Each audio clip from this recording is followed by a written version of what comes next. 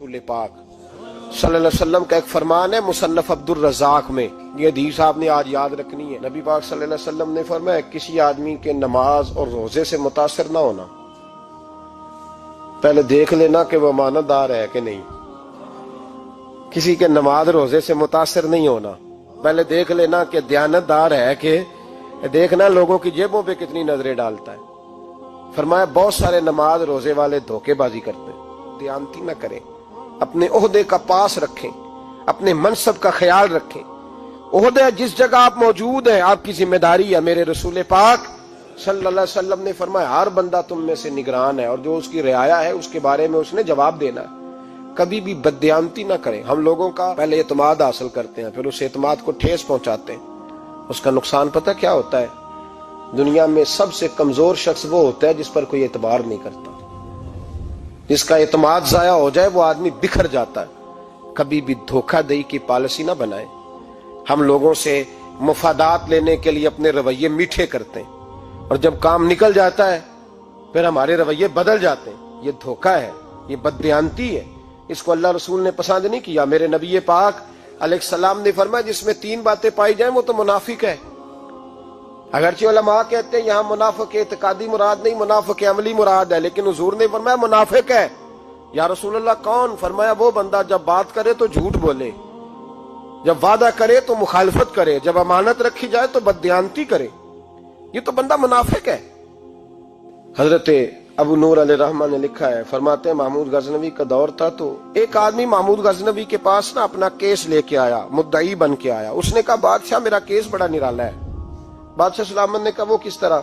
कहने लगा ये मेरे पास एक थैली है, मैं ना सफर पे जाने लगा तो ये थैली पूरी हीरों की भरी हुई। फलां इलाके के जो काजी साहब है ना, मैं जाती दफा मैं कहीं सफर पे जा रहा था तो मैं उनके पास छोड़ गया कि रास्ता लंबा है, कहीं कोई मुझसे छीन ना ले, हीरों की भरी हुई थी। कुछ दिनों के बाद मैं वापस आया हूं, काजी साहब ने मुझे थैली वापस की है तो इसमें हीरों की बजाय खोटे सिक्के निकले। अब मैंने काजी साहब से कहा है तो काजी साहब तो मेरे गिरेबान तक आते हैं, वो कहते हैं बता कहीं से फटी है, खुली है? वो जिस तरह टांके लगा के तूने सी थी उसी तरह लगे हुए हैं कि नहीं? तो हुजूर लगे भी बिल्कुल उसी तरह है, ना फटी है ना खुली है। अब मैं लुट गया हूं, मेरी कुल उम्र की कमाई जाया हो गई, खोटे सिक्के कहां और हीरे कहां? तो मेहरबानी करें और आप की बारगाह में अल्लाह रसूल के नाम पर हलफ देता हूं कि मैं हूं बिल्कुल सच्चा। महमूद गजनवी कहने लगे तू जा, थैली छोड़ जा और जब मैं तुझे बुलाऊंगा फिर दोबारा आना। वो शख्स चला गया। महमूद गजनवी उठे, दरबार बर्खास्त किया, लोगों से कहने लगे चले जाओ, मैं 3 दिन के लिए सैर करने जा रहा हूं, 3 दिन के बाद लौटूंगा। अकेले जब रह गए ना महमूद दरबार में तो महबूब ने छुरी मंगाई। वो जिस तख्त पे बैठते थे वहां गद्दा बिछा हुआ था, ये गद्दा पड़ा है ना, वो गद्दा बिछा हुआ। तो महमूद ने छुरी के साथ उसको फाड़ डाला और छुरी जेब में रखी, निकल गए। कहने लगे मेरे बाद कोई मेरे दरबार वाले इहाते में दाखिल ना हो। महमूद चले गए। अब वो सफाई करने वाला जब आया ना, उसने आके देखा तो गद्दा तो फटा हुआ है। उसने शोर डाल दिया, पहरेदार भी आ गए, फलां साहब भी आ गए, फलां साहब। उसने कहा ओ खुदा के बंदो उसका गद्दा फट गया है, वो तो मार डालेगा। उसने कहा था सिवाय सफाई और निगरानी वाले के दूसरा आए कोई ना, और यहाँ आया भी कोई नहीं। पहले दिन ही फटा हुआ है तो लटका देगा सबको, क्या करें?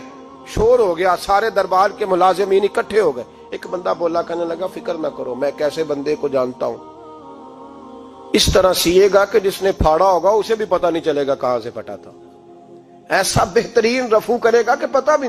उसने कहा यार हम सारे एक महीने की तनख्वाह देते हैं, तू बंदा बुला। वो बुला लिया उसको, उसका नाम मोहम्मद रफूगर था। वो आया, उसको गद्दा दिखाया, उसका यार इस तरह सीना पता ना चले। उसने कहा फिक्र ही ना करो, मैं बड़ा कारीगर हूं।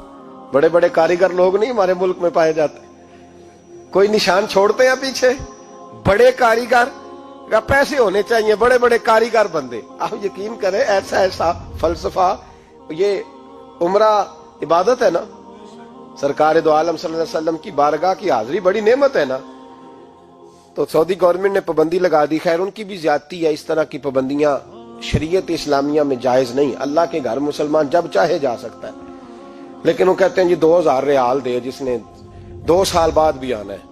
उन्होंने पाबंदी लगाई तो हमारे एजेंटों ने भी कई खास ट्रेनिंग हासिल की हुई है, पता नहीं कहां से सीख के आए, उन्होंने भी रास्ता निकाल लिया। ایک صاحب سے میں نے کہا کہ جناب وہ 2000 ریال لگ گیا تو کیا کرنا ہے؟ کہنے کوئی مسئلہ نہیں، پاسپورٹ نواں بنوا لو، گنجائش ہے، یعنی ہر شے کا حل ہے۔ تو میں نے کہا یار اب عمرہ کرنے جاتے وقت بھی بندہ دھوکہ دے کے جائے، اللہ کے گھر جاتے وقت بھی اس طرح کی حرکت کرے، کیا حال ہو گیا؟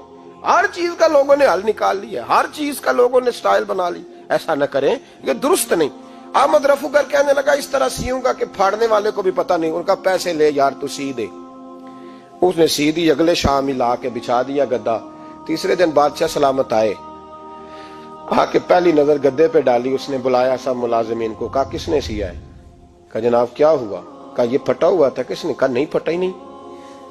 وہ کہنے لگے بنو بات، میں خود پھاڑ کے گیا تھا، تو بتاؤ صحیح سیا کس نے ہے؟ کہا جناب آپ پھاڑ کے گئے تھے تو بتایا کیوں نہیں؟ فرمانے لگے اسی لیے تو بتایا نہیں تھا کہ تم خود تحقیق کر لو، بلاؤ بتاؤ سیا کس نے۔ تو بلا لیا، احمد رفو گر آ گیا۔ اس کو جب بلا کے سامنے بادشاہ کھڑا کیا، کہا بھئی تو نے سیا ہے؟ کہنے لگا حضور آپ کے سارے ملازم کٹھے ہو کے آئے تھے، میری غلطی کوئی نہیں۔ کہا نہیں یار تو بڑا کاریگر ہے، میں نے اپنے ہاتھ سے پھاڑا تھا پر مجھے بھی نہیں پتا چل رہا کہاں سے پھٹا تھا۔ اچھا یہ بتا یہ تھیلی جو ہے یہ بھی تو نے سی تھی؟ اس نے کہا جی آپ کے خادم کا ہی کارنامہ ہے، وہ فلانے علاقے کے قاضی صاحب آئے تھے، اس میں سے ہیرے نکال کے تو کھوٹے سکے بھرے تھے، تو مجھے بھی تھوڑا سا حصہ ملا تھا۔ محمود نے سارے گواہ بھی اکٹھے کر لیے، ثبوت بھی اکٹھے کر لیے۔ پھر قاضی کو بلایا، پہلے سارے ثبوت اور گواہ کیس حل کر لیا۔ پھر ہمارے ہاں یہ حال ہوتا ہے کہ مدعی 2-3 ہفتے کے بعد خود ہی ہاتھ باندھ جاتا ہے، کہنا تسی میری جان چھڈو، مجرم پھڑو پاوے نہ پڑھو۔ وہ کہتا ہے مجھے معافی دو، میں رہا۔ ظلم ہے نا، ظلم زیادتی ہے کہ جو بیچارہ اتنے سوال مجرم سے نہیں ہوتے جتنے مدعی سے ہوتے۔ اب یقین کریں اتنے سوالات ہوتے، بیچارہ ہف جاتا ہے۔ یہ طریقہ درست تو نہیں، ایک لٹ گیا اور دوسرا طرح طرح کے سوالوں کے جواب دیتا پھرے بیچارہ۔ سارے ثبوت اکٹھے کر کے قاضی صاحب کو بلایا تنہائی میں لے جا کے۔ محمود غزنوی نے کہا قاضی صاحب آپ سے غلطی ہو گئی، غریب آدمی تھا، وہ لٹ گیا ہے، اس نے تو بڑی مشکل سے کچھ ہیرے جمع کیے تھے اور اس کی کل کائنات تھی، تو آپ اس کا مال اسے دے دیں، بات ختم۔ قاضی صاحب کہنے لگے آپ مجھ پہ الزام لگا رہے ہیں، سوال ہی نہیں پیدا ہوتا۔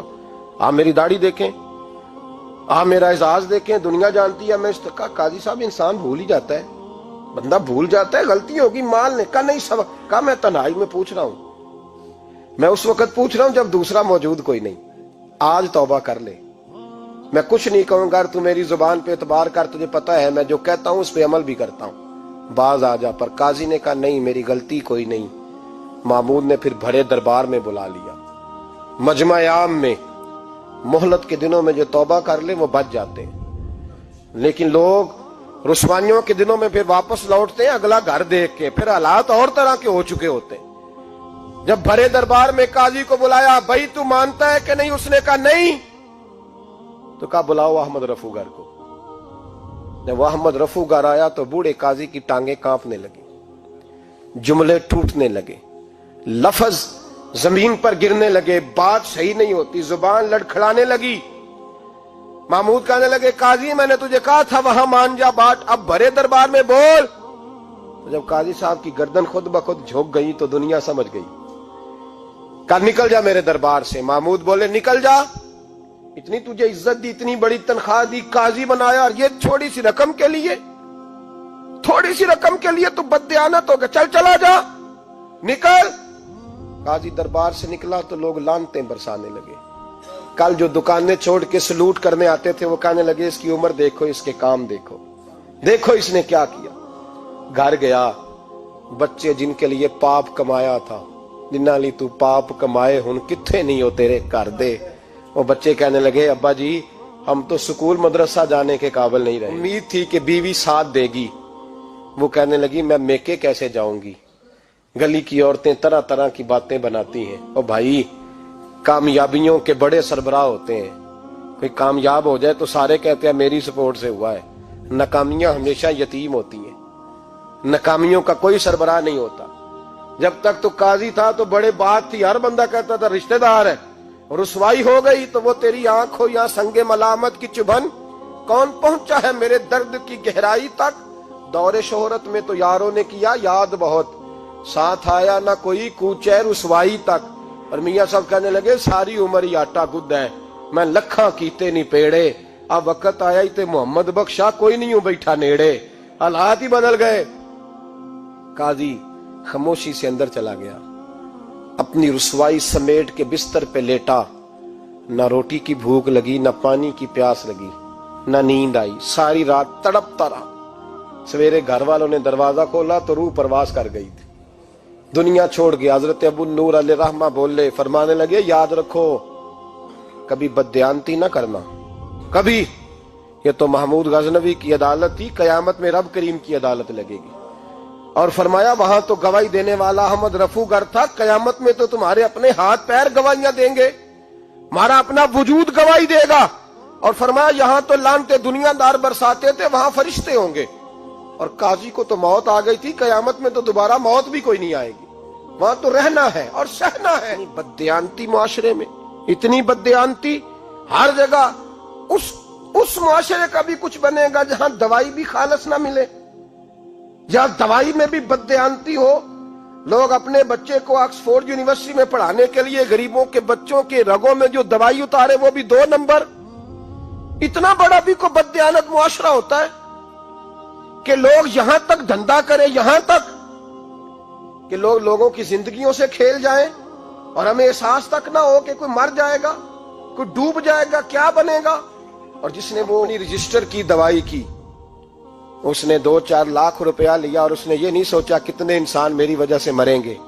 قتل صرف یہ تو نہیں ہوتا گولی مار کے مار دینا، لوگوں کی زندگیوں سے لوگ کھیل جاتے ہیں، لوگ تباہی کر جاتے ہیں، لیکن بددیانتی سے باز نہیں آتے۔ میرے رسول پاک علیہ السلام کے غلاموں، نبی پاک صلی اللہ علیہ وسلم نے ذرا سی بددیانتی، اور صحابہ کا یہ مزاج تھا، اتنی سی بھی کبھی ان سے غلطی ہوتی تو تڑپ